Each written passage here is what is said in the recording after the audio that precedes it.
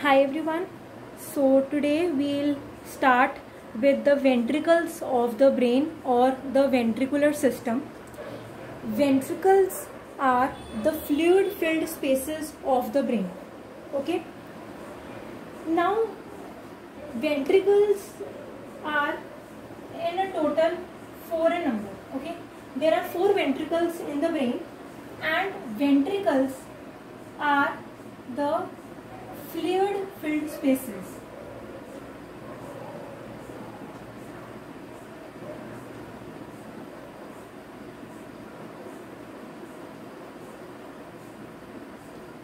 Ventricles are the fluid filled spaces which are present in the brain, and in a total you have 4 ventricles. Okay. Out of 4 you have 2 lateral ventricles,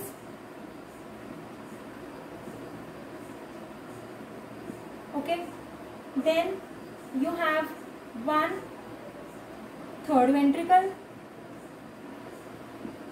and 1 fourth ventricle. Okay. Now see, ventricles are the fluid filled spaces of the brain, and in total the brain has 4 ventricles. 2 are lateral ventricles, and each lateral ventricle is present in each of the cerebral hemisphere. 1 is the third ventricle and 1 is the fourth ventricle.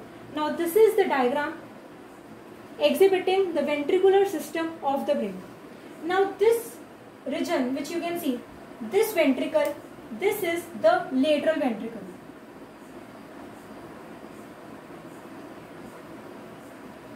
Okay, this is the lateral ventricle.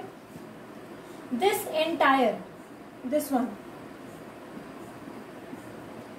entire is the third ventricle, and this tent shaped ventricle is the fourth ventricle. Okay. So this is a diagram illustrating you all the 3 ventricles which are present in the brain. The upper one is the lateral ventricle, this one is the third ventricle, and tent shaped ventricle is the fourth ventricle. First of all, talking about the lateral ventricle. Now as I have mentioned that each lateral ventricle is present in each of the cerebral hemisphere, and the lateral ventricles form the largest component of the ventricular system. Okay.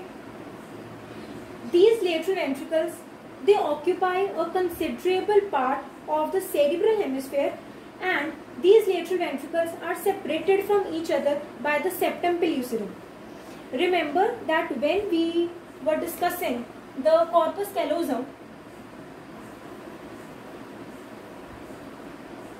see, this was the corpus callosum, and over here we had drawn a structure termed as the fornix.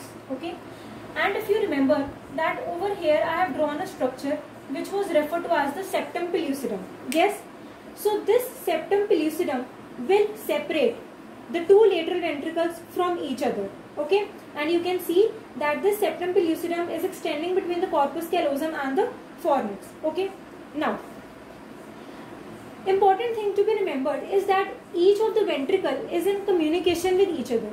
Means that the lateral ventricles communicate with the third ventricle, and the third ventricles are in communication with the fourth ventricle.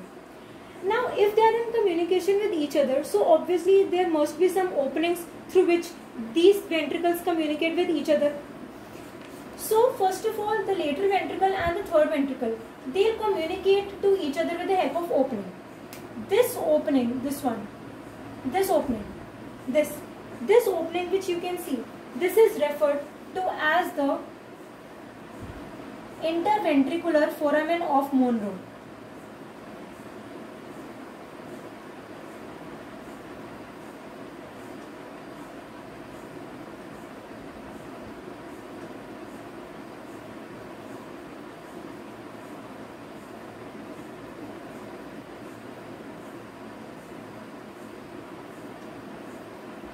Okay, the opening, this is the opening through which the lateral ventricle is in communication with the third ventricle. That is, the cerebrospinal fluid, after being formed, in the lateral ventricle will pass to the third ventricle through the opening. This is the opening termed as the interventricular foramen of Monro. Okay. Talking about the third ventricle, this slit-like cavity is the third ventricle. Okay, and the third ventricle is the cavity of the diencephalon. Okay. Now, the third ventricle is also in the communication with the fourth ventricle. Okay. How? By means of an aqueduct. This aqueduct, which you can see, this one, this is referred to as the cerebral aqueduct of Sylvius. Okay.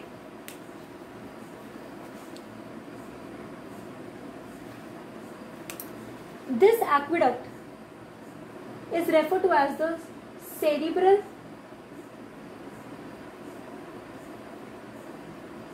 aqueduct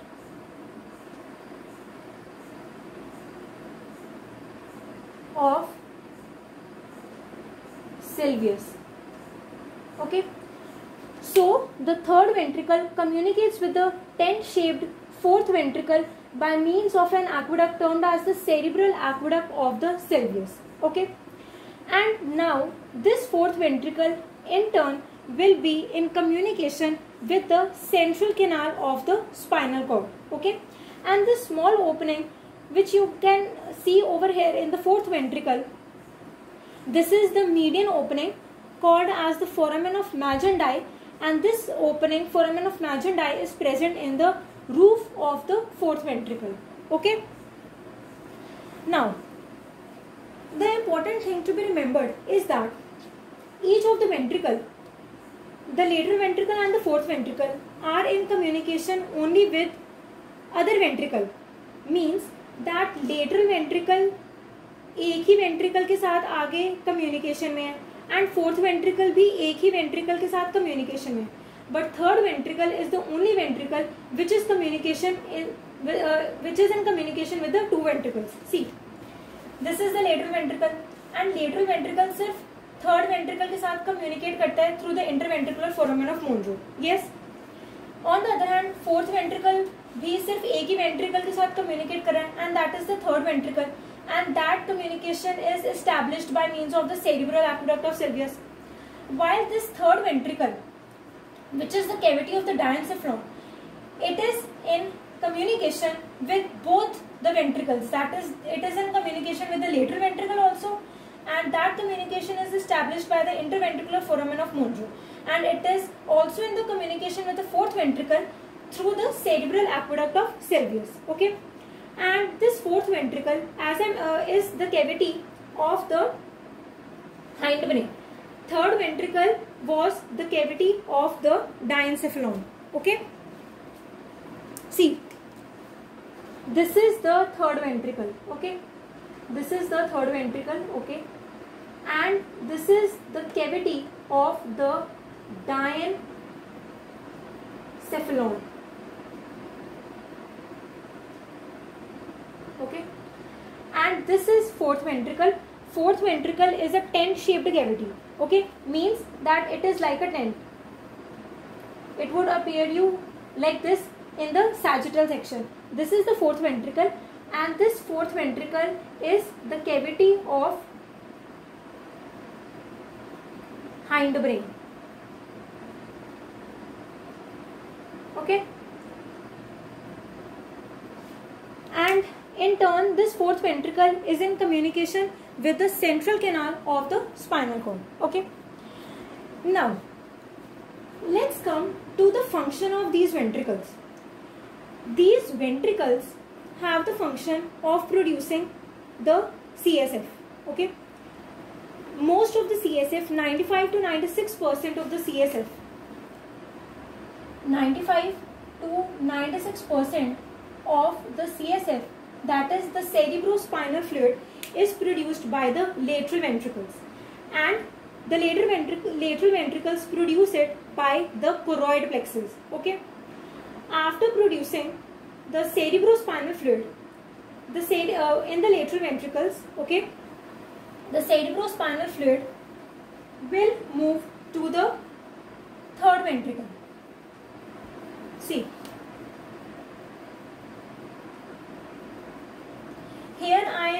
discussing with you all about the passage of the cerebrospinal fluid. Okay, so listen to it also carefully.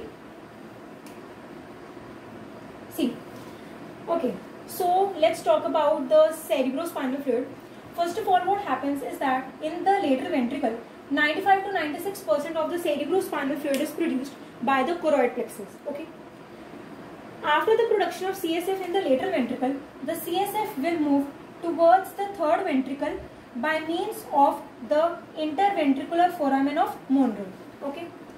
After moving to the third ventricle, the CSF will flow towards the fourth ventricle by means of the cerebral aqueduct of the Sylvius. Okay. Then, in the fourth ventricle, basically in the roof of the fourth ventricle, there are three openings which are present. Okay. See, this was the third ventricle, this is the fourth ventricle, and I told you that this is the cavity of the hindbrain. Okay. Now what happens is that when the CSF enters in the fourth ventricle, so in the fourth ventricle, basically in the roof of the fourth ventricle, three openings are present which are of two types. Okay. One is the foramen of Lashka. Okay. And other is the foramen of Magendie.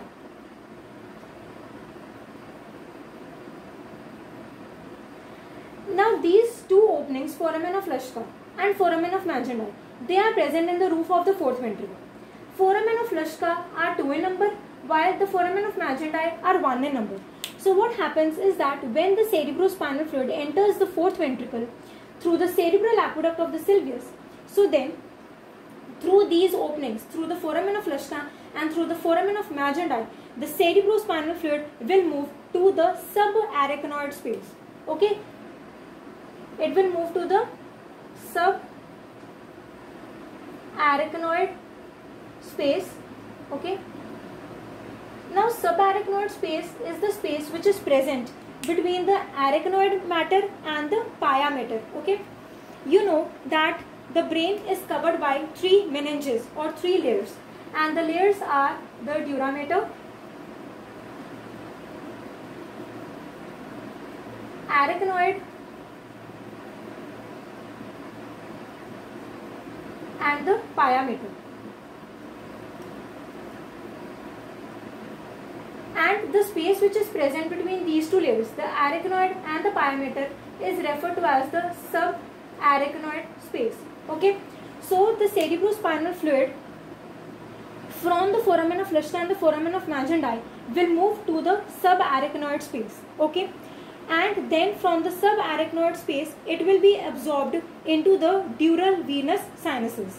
Okay. From the subarachnoid space, the CSF will be absorbed into the dural venous sinuses. Okay. Now dural venous sinuses. Dural venous sinuses are the spaces which are present in the dura mater. Okay. So this was all about the ventricles. Okay.